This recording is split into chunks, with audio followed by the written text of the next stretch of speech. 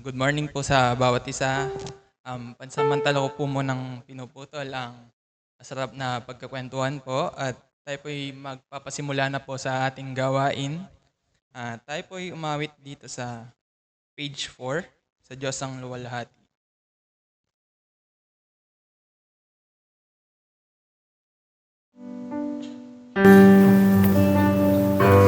At sa last stanza po, tayo po'y tumayo para sa ating opening prayer.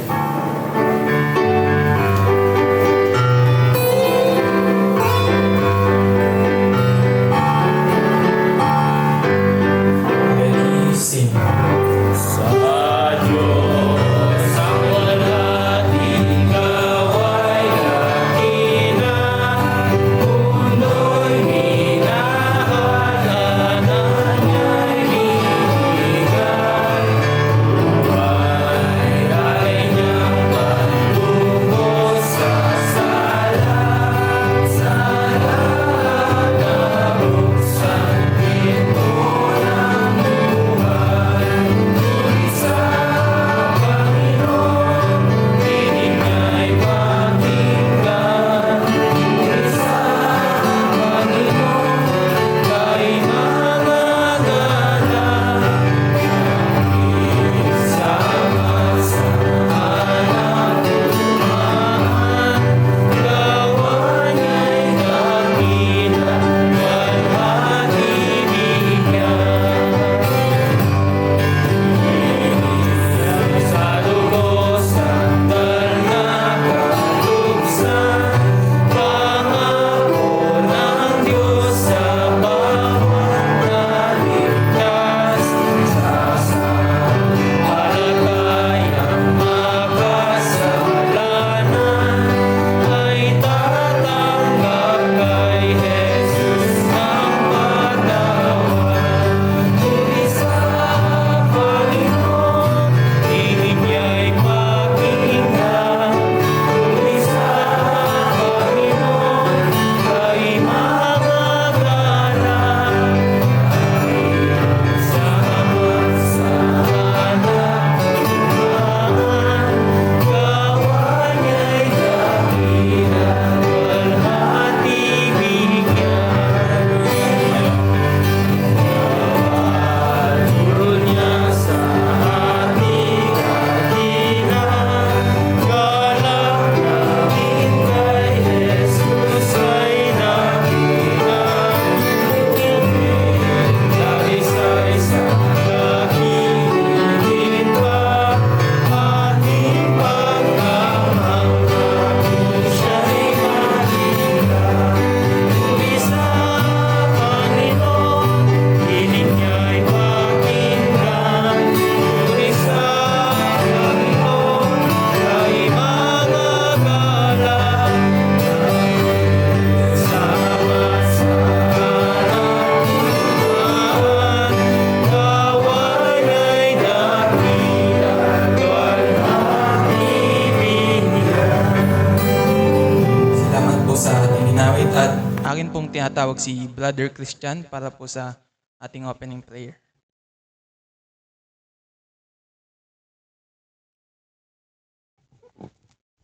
Sige po, tayo pong muli ay manalangin.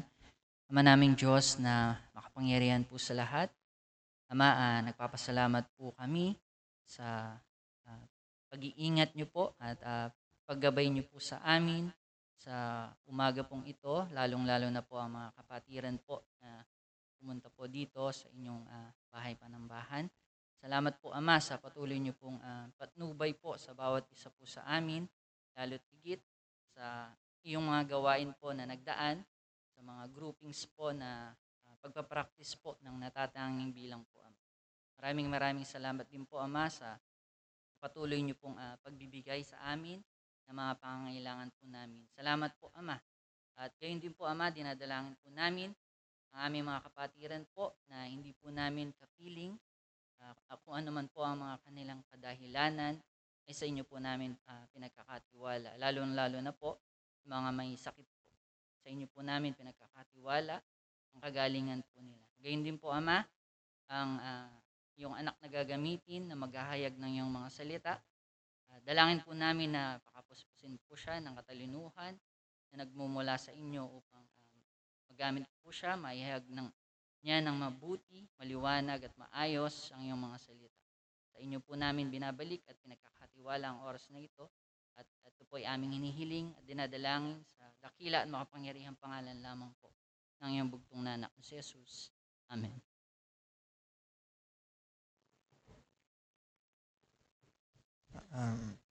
Para po sa ating announcement, sa lingguang gawain po, sa araw ng linggo, ngayon po, 8:30 po sa Children's, 9:30 po sa Groupings Sunday School, at ngayon po ang ating ginaganap po na preaching service at pagkatapos po ay ang breaking of bread po. At sa Lunes po, ginaganap po natin ang prayer meeting ng 8 p.m. po. At sa Tuesday po, ang Bible study po sa Solib. Wednesday po, online Bible study po tuwing 8 p.m. po. At sa Thursday po, ang Bible study po sa Nueva Ecija. At Friday po, ang online Bible study sa Valenzuela. At sa Saturday po, youth po, 8 p.m. At sa young adult po, 8:30 p.m. At sa mga special announcement po natin, ang year-end po sa Children's, sa Solib at Florida, December 20 po, 9:30 a.m. Year-end sa Valenzuela, pag-pray po natin. Ang year-end po din po sa Nueva Ecija.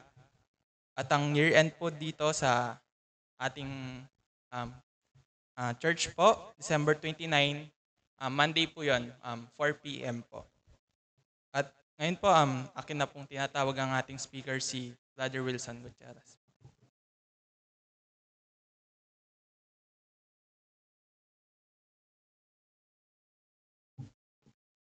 Salamat, Brother Haven. Magandang umaga po sa ating lahat.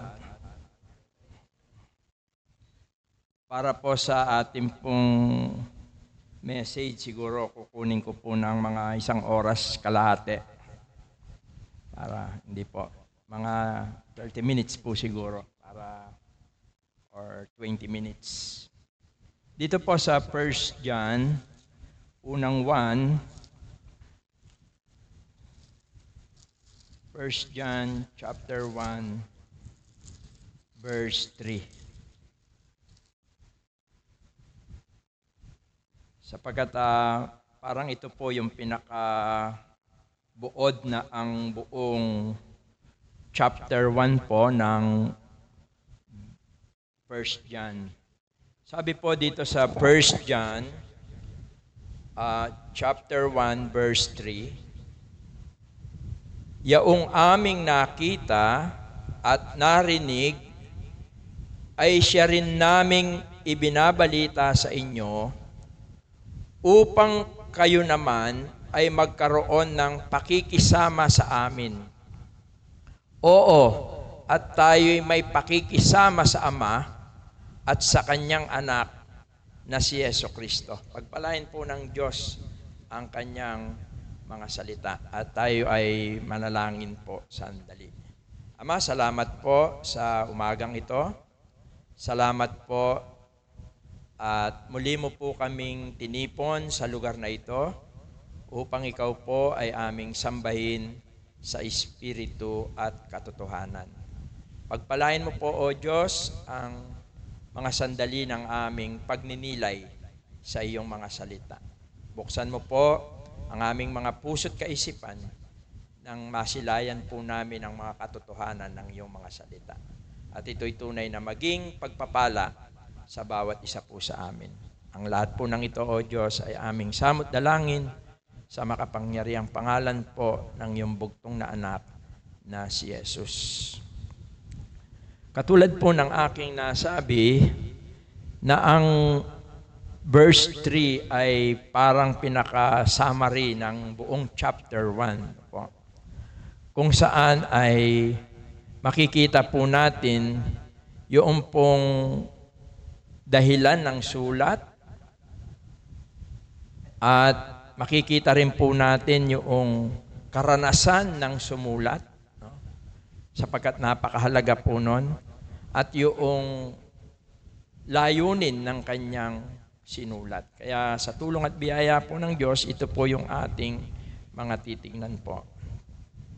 Ang sabi po dito sa ni Apostol Juan po, sabi niya, yaong aming nakita at narinig, sabi po niya, ay siya naming ibinabalita sa inyo.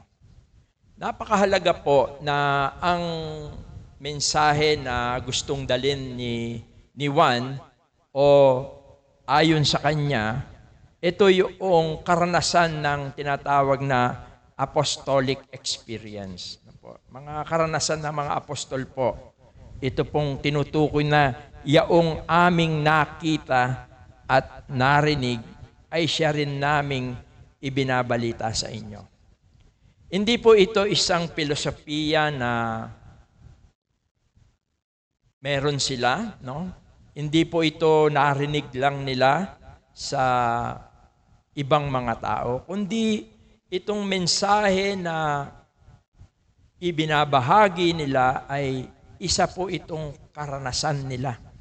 Yung sinasabi, ganun din yung sinasabi rito sa verse 1. Sabi niya, yaong buwat sa pasimula, yaong aming narinig, yaong nakita ng aming mga mata, yaong aming namasdan at nahipo ng aming mga kamay tungkol sa salita ng buhay.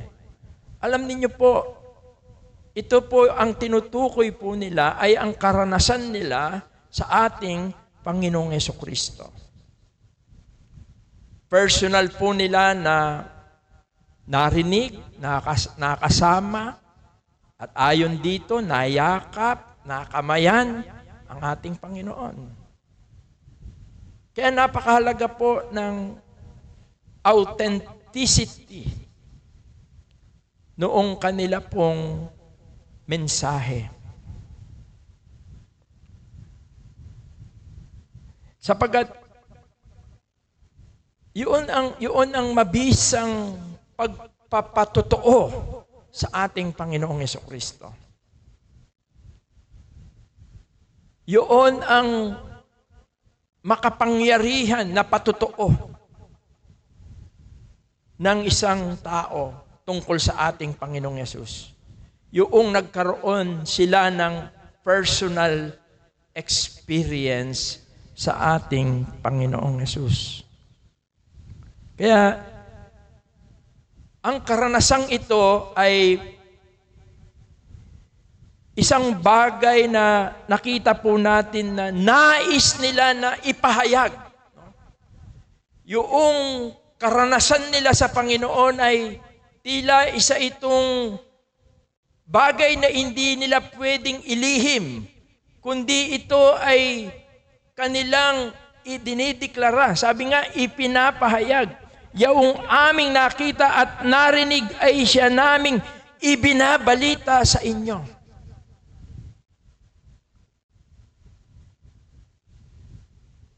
Ang ibig sabihin po nito, ang naging karanasan nila sa Panginoong Yesus ay it's very amazing experience in life.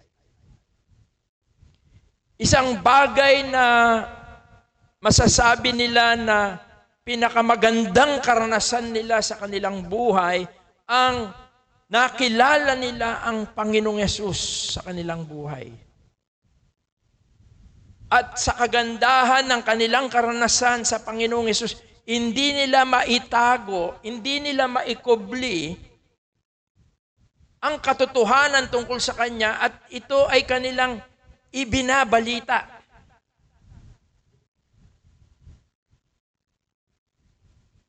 Kaya yung sharing the gospel is not theory. Hindi ito po natutunan lang natin. Hindi po ito narinig lang natin ang tungkol sa kamatayan at muling pagkabuhay ng ating Panginoon. Sharing the gospel is a greatest experience in life. Na kung minsan hindi natin pwedeng ilihim, itago, bagkus ito ay nag-uumapaw sa buhay natin at gustong-gusto natin itong ibahagi sa iba. Ganyan po ang karanasan ng mga apostol. Ganyan po ang karanasan ng mga unang Kristiyano. Nakita natin sa kasaysayan ng Book of Acts, sa kabila ng pag-uusig, sa kabila ng banta, hindi mapigilan ang mga unang Kristiyano sa pagpapahayag, sa pagbabahagi ng magandang balita. Sabi nga ni Paul, hindi ko ikinahihiya ang magandang balita. Even yung kanilang weakness, even yung kanilang character, even yung kanilang mga kahinaan, hindi naging dahilan ito, hindi naging hadlang ito para hindi nila ibahagi ang tungkol sa ating Panginoong Jesucristo.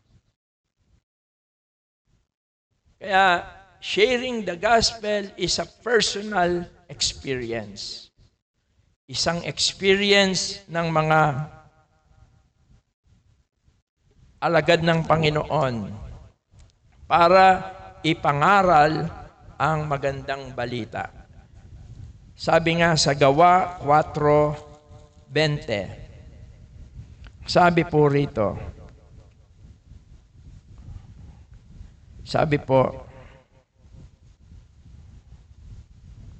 ito po yung panahon na pinipigilan ng mga apostol para ipangaral ang ating Panginoon. Anong sabi po ni Apostol Pedro? Sapagkat hindi mangyayaring di namin salitain ang mga bagay na aming nakita at nangarinig. Sa kabila ng opposition, sa kabila ng persecution, sa kabila ng mga banta sa life nila, anong sabi ni Peter? Hindi pwedeng hindi namin ito sabihin sa inyo. Sapagkat mayroong makapangyarihan na nag-uudyok sa isang tunay na Kristiyano, sa isang tunay na naligtas, mayroong isang makapangyarihan na gumagawa sa buhay niya. Pagka sinabing makapangyarihan, hindi ito mapipigilan. At ang kapangyarihan na ito, ayon sa Gawarin, Kapitulo 1, ay walang iba kundi ang Espiritu Santo. Sabi sa verse 8, datapwat tatanggapin ninyo ang kapangyarihan pagdating sa inyo ng Espiritu Santo at kayo'y magiging mga saksi ko sa Jerusalem, sa buong Judea, Samaria, hanggang kahuli-hulihang hangganan ng lupa. There is a power. The indwelling of the Holy Spirit in the life of every believer is a dynamic. Kinikilos ka niya. Kinoconvict ka niya to share the good news of salvation. Hindi mapipigilan po ito. At yan ang experience ng mga disciples. Ano po yung purpose ng message? Ano po yung purpose? Bakit gustong-gusto nila ang mga apostol, ang mga unang alagad ng Panginoon, hindi mapigilan sa pagbabahagi tungkol sa ating Panginoon? Kayo po, ano po yung pumipigil sa inyo? Meron ba tayo na desire in our heart to share the gospel? Nawa ay ganito rin po ang ating nasa sa ating buhay tulad ng mga apostol. Ano po ang dahilan? Yung purpose. Sabi niya, yamang aming nakita at narinig ay siya naming ibinabalita sa inyo. Ito po yung reason.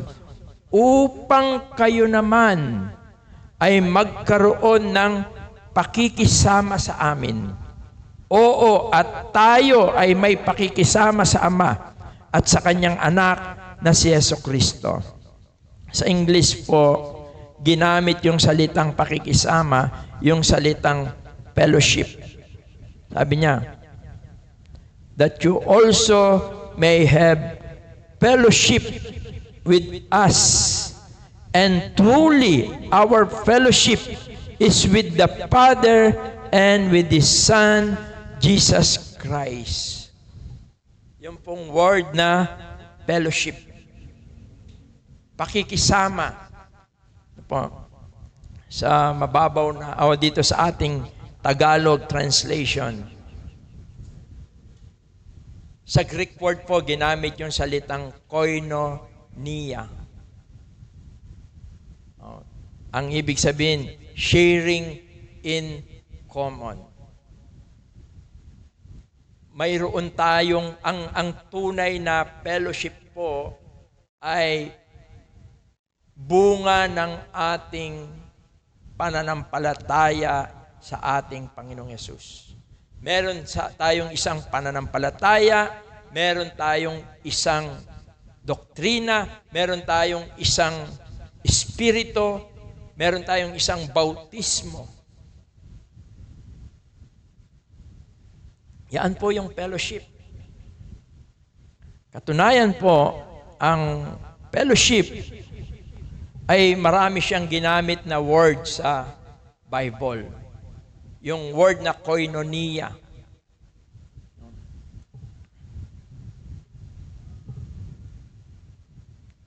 Yung po kasing fellowship, alam niyo po, alam ng Diyos na ang tao ay hindi siya pwedeng mag-isa. Alam natin yan, from the beginning, in creation, nang lalangin niya ang tao. Ang sabi niya, hindi maganda na ang tao ay mag-isa. Kailangan natin ng companion, kaya nilalang niya ang babae. Even ang isang believer, hindi pwede siyang nag-iisa. Alam ng Diyos po yan. Alam ng Diyos kung gaano ang mga dadaan ng pagsubok ng isang Kristiyano. Alam ng Panginoong Diyos kung gaano ang struggle ng isang Kristiyano. Alam niya ang kahinaan ng isang tao. Kaya nga, ang fellowship, ang tunay na pakikisama o koinonia ay nagmumula sa Diyos. It is designed by God for the church. Sabi nga ng isang quotation, the church without genuine fellowship is a dying church. Kaya ganun po kaalaga yung fellowship. Yung pakikisama natin.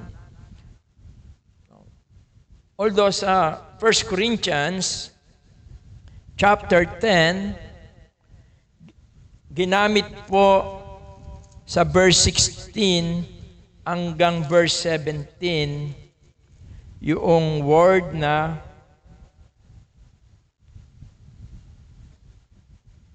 communion.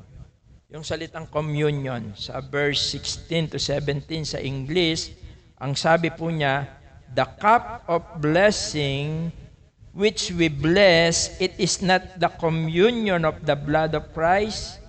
The bread which we break, it is not the communion of the body of Christ. For we being many are one bread and one body, for we are all partakers of that one bread. 1 Corinthians 10:16. Alam niyo yung salitang koinonia, fellowship, ginamit po rin yung salitang communion. Doon din po galing yung salitang communion.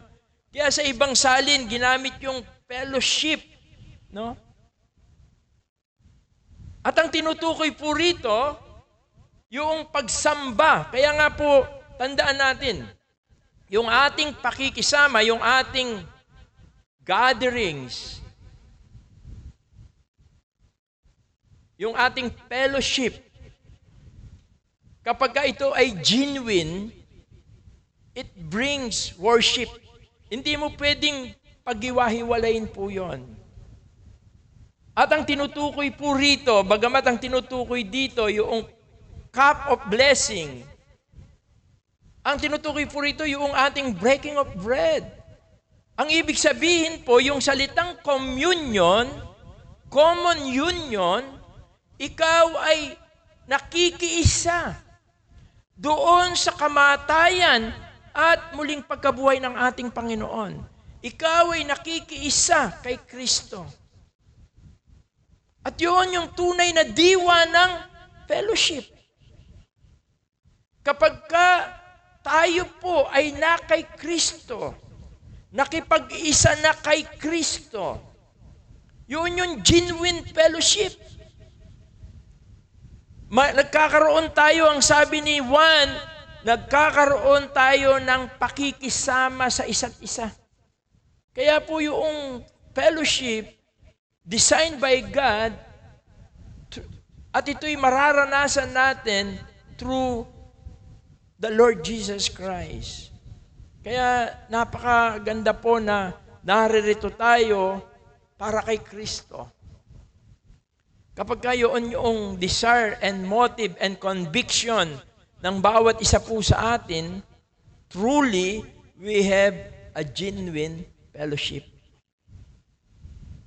Yung pakikisama natin kay Kristo. Katunayan, dito yung communion, sabi nga sa verse 17, for we being many are one bread and one body, for we are all partakers of that one bread. Alam naman natin yung partakers, no? Ang ibig sabihin nito, ginamit din po ito ni Peter. Sa 2 Peter, makikita natin yung salitang partakers. At dito natin makikita yung kahalagahan ng pananampalataya sa ating Panginoon.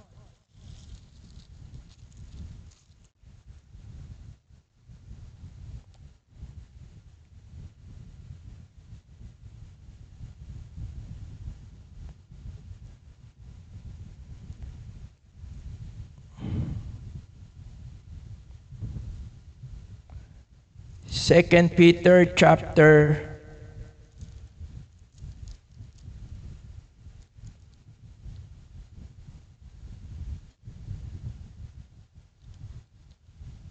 1 tingnan ko lang po, no, baka sa 1 Peter.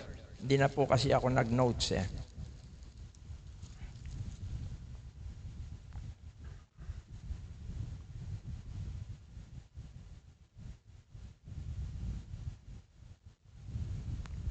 Okay.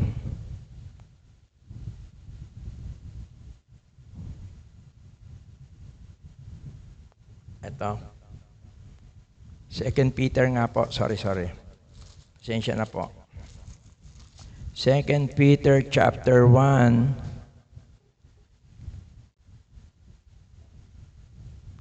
Verse 4, sabi rito, whereby are given unto us exceeding great and precious promises, that by this you might be partakers of the divine nature, having escaped the corruption that is in the world through lust. Yung salitang partakers, ang sabi sa Tagalog na dahil dito ay ipinagkaloob niya sa atin ang kanyang mahalaga at napakadakilang pangako upang sa pamamagitan ng mga ito ay makabahagi kayo. No, yung makabahagi kayo sa kabanalang mula sa Diyos. Ito po yung tunay na nagdadala sa atin dun sa genuine fellowship. Katunayan, ito ay nasira dahil sa kasalanan. Kaya nung naglalakad ang Diyos doon sa paraiso o doon sa tinatawag na creation, sabi niya, nasaan kayo?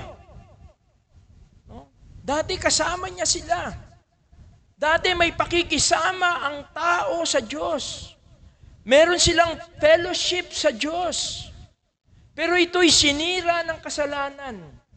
Subalit, dahil sa kagandang loob ng Diyos, sa pamamagitan po ng ating Panginoong Jesucristo, sa kanyang kamatayan at muling pagkabuhay, ang mensahe ng magandang balita, nang ito ay ipinahayag. Ito yung sinasabi ni Juan, yung gusto naming ibalita sa inyo. Nang sa ganon ay magkaroon kayo ng pakikisama sa amin at sa Diyos at sa ating Panginoong Jesucristo.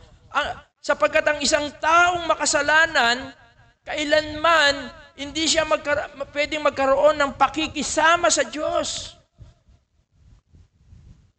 At hindi ka rin pwedeng magkaroon ng tunay na pakikisama sa mga tunay na anak ng Diyos. Yun yung genuine fellowship. Bakit po? Sapagkat nung tinanggap mo si Kristo, ikaw ay naging partakers. Nakabahagi ka. Nabahaginan ka. Hindi lang pinatawad ang iyong kasalanan, kundi binigyan ka ng bagong buhay. Binigyan ka ng new life. At ang bagong buhay na ito ay buhay na may kabanalan na galing sa Diyos. Kaya yun yung dahilan ni Pablo o ni Juan, bakit gusto niya na ibalita. They call through the gospel, sabi nga ni Pablo sa Thessalonica, chapter 2, verse 14, tinawag kayo sa pamamagitan ng ebanghelyo. Siguro basahin po natin ito. Konti na lang po.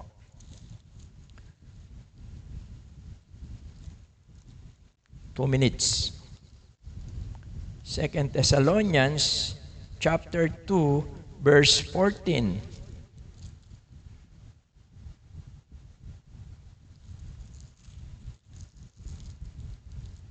Sabi po rito, sa kalagayang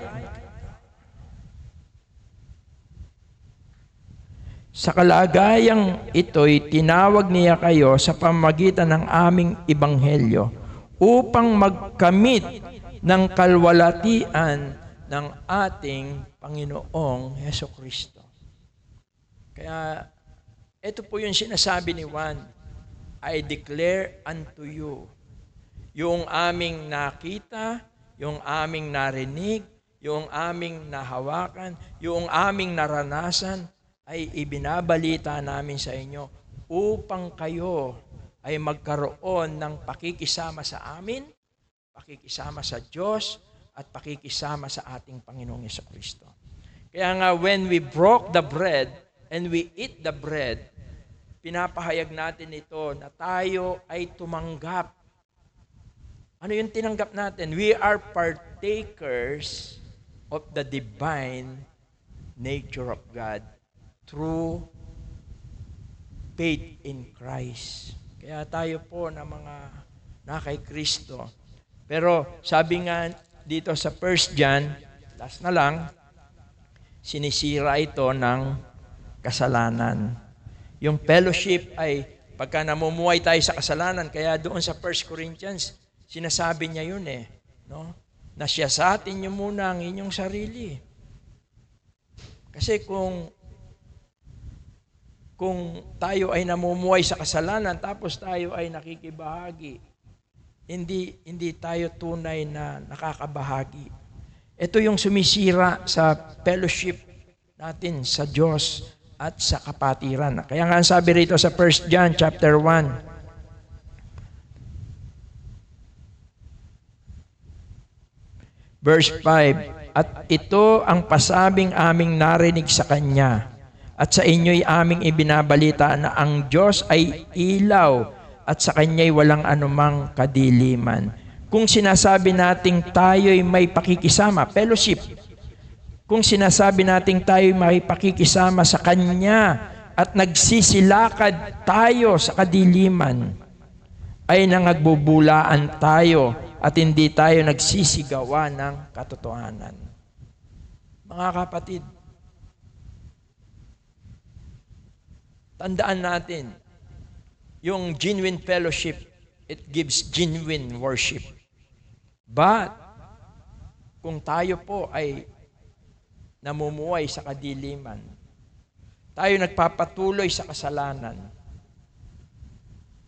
we broke the fellowship with God and with every believer. Kaya kahit na, kung namumuhay ka sa kasalanan, kahit nandiyan ka, kahit kung nagsumusubo ka ng tinapay, nag-worship ka, hindi po ito lubos na nakakarating sa Diyos. Kapagkat ang pamumuhay sa kadiliman, ang siyang umahad lang doon sa genuine fellowship. But napakaganda po, lastly na lang, bakit gusto natin? Alam niyo yung genuine fellowship, pagka tayo ay tunay na kay Kristo at tayo namumuhay sa liwanag, no? Meaning, yung namumuhay sa liwanag, walk with the light, no? Sabi rito, sino mang lumalakad sa liwanag, meaning yun, lumalakad ka, nabubuhay ka sa Diyos. Like Enoch, sa Old Testament, hindi niya ginamit yung walk with light, walk with God. Yan si Enoch eh. Yun ang ibig sabihin ng walk with light eh. Yung mamumuhay ka na may pakikisama sa Diyos. Tandaan natin, ang kasalanan, parang langis at tubig lang yan eh. Hindi mo pwedeng pagsamahin. Pero ang pinakamasarap po, pagka nandun tayo sa genuine fellowship, yung resulta po nito. Ang sabi ni Paul dito sa ating talata, last na lang to, yung aming nakita at narinig ay siya naming ibinabalita sa inyo. Upang kayo naman ay magkaroon ng pakikisama sa amin, yun yung fellowship po natin. Oo, tayo may pakikisama sa Ama at sa Kanyang anak na si Jesucristo dahil tayo ay nakabahagi ng kabanalan na galing sa Kanya sa pamagitan ng pananampalataya kay Kristo. At ito po yung purpose niya. Sabi niya, verse 4, at ang mga bagay na ito ay aming isinusulat upang ang ating kagalakan ay malubos, that your joy may be full.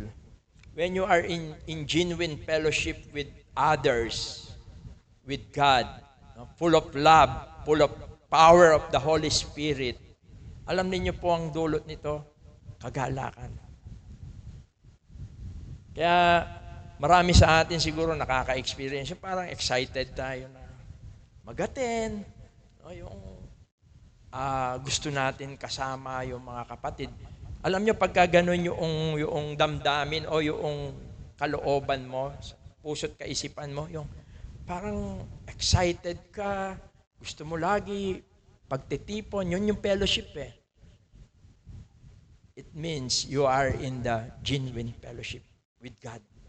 It is a reflection na mayroong kang fellowship with God and fellowship with the Lord Jesus Christ. Pero pagka ikaw ay matamlay, parang napipilitan lang, it is a sign that you are walk in darkness.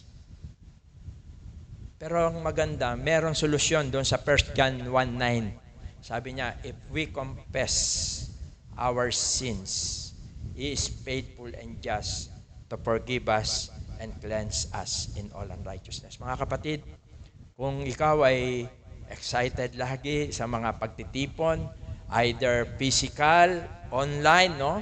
Yung meaning you are in the right fellowship with God.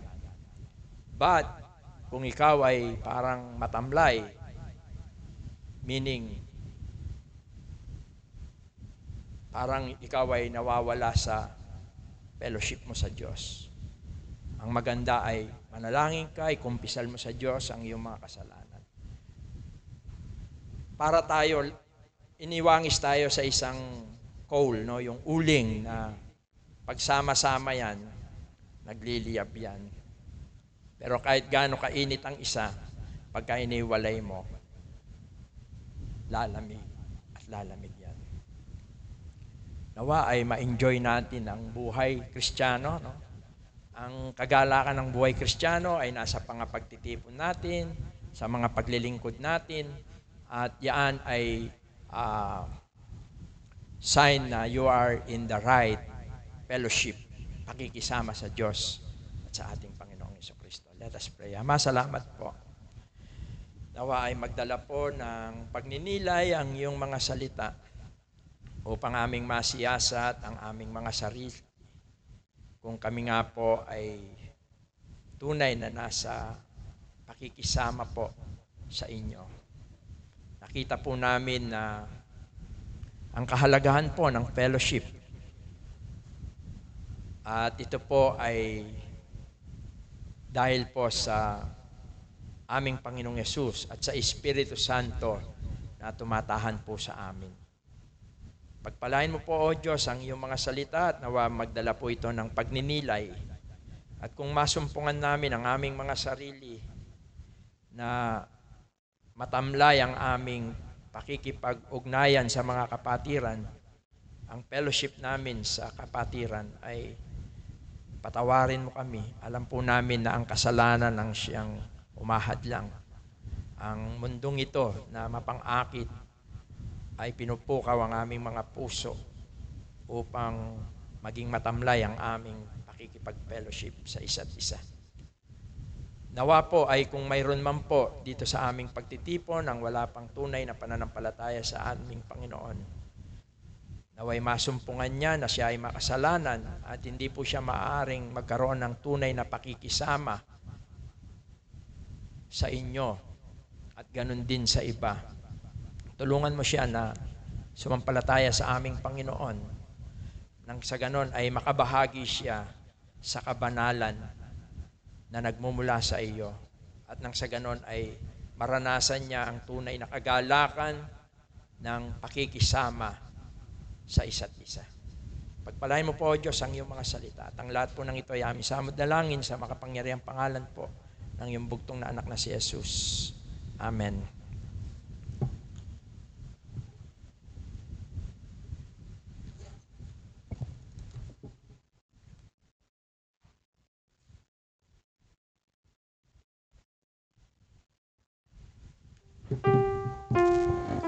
Maraming salamat po sa salita ng Diyos na ating napakinggan.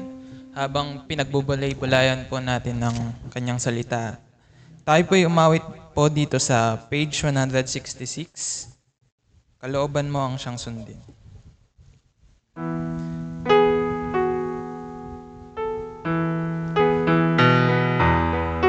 At sa huling stanza po, tayo po ay tumayo para sa ating closing prayer.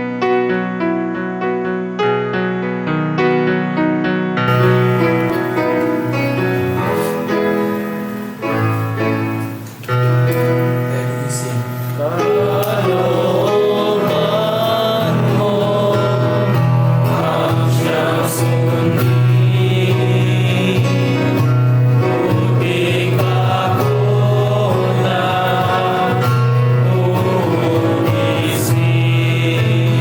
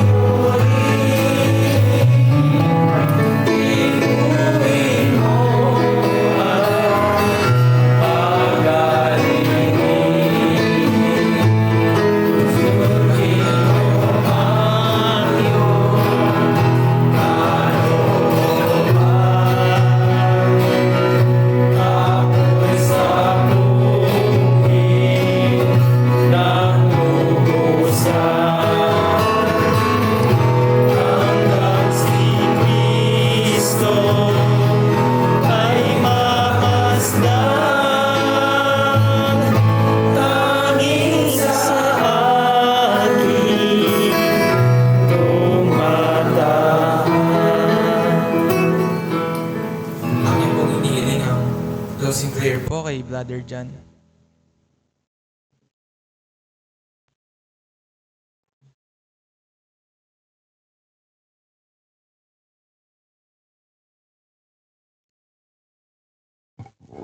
Sige po, tayo po ay manalangin. Ama namin Diyos na dakila, banal at makapangyarihan sa lahat. Muli po Ama, kami po ay nagpapasalamat sa mabiyayang araw po at sa oras po na kami po ay muli pong nagtipon at nakapakinig po ng iyong pong mensahe po sa bawat isa po sa amin. Patuloy nawa ang dalangin po namin sa amin pong mga buhay, sa amin pong pananampalataya, sa amin pong paglakad bilang mga mananampalataya, ay makita po na kami po ay merong pakikisama sa amin pong Panginoong Yesus at sa inyo. At tunay po na ang amin pong buhay ay hindi po manatili sa pakikisama sa sanlibutan po na ito, sa kasalanan po ng sanlibutan po na ito. Patawarin niyo po kami sa amin pong mga pagkukulang, sa mga kasalanan po na nagiging hadlang po sa amin pong paglakad, pamumuhay bilang mga mananampalataya. At nawa ang dalangin po namin, ang ipamuhay po namin ay ang pagdala po ng mabuting balita ng kaligtasan. Dalangin po namin nawa sa patuloy po na buhay na pinagkakaloob niyo po sa amin. Ang magliwanag po sa amin po ay ang buhay na pinagkaloob niyo po sa amin, ang bagong buhay na binigay niyo po sa amin. At nang sa gayon, ito po ay magamit po sa paglilingkod po sa inyo. Salamat po sa lahat po ng dumalo, sa lahat po ng makakapanood po ng aming pong video po na nirecord. Salamat po sa inyo pong anak na ginamit, na nakayag po ng inyong pong mga salita. Kayo po ang magpala po sa kanya, maging po sa pong pamilya po ng aming pong mga kapatid. At ganoon din po ang dalangin po namin sa amin din pong pansamantalang pag-iwahiwalay at sa amin pong susunod pong gawain ng Breaking of Bread. Kayo rin po ang patuloy na mag-ingat sa mga kapatid na unang uuwi at sa amin pong pananatili pa po sa lugar po na ito. Muli po Ama, ito po ay amin pong dinadalangin at hinihiling sa matamis na panalangin po na iyong pong bugtong na anak na si Kristo Jesus. Amen. Announcement po mga kapatid, next Sunday po ang ating pong potluck. Kaya po ihanda po natin yung ating pong mga birthday greetings po. Tayo po ay muli pong magsasalo-salo po bilang birthday celebration ng mga kapatid.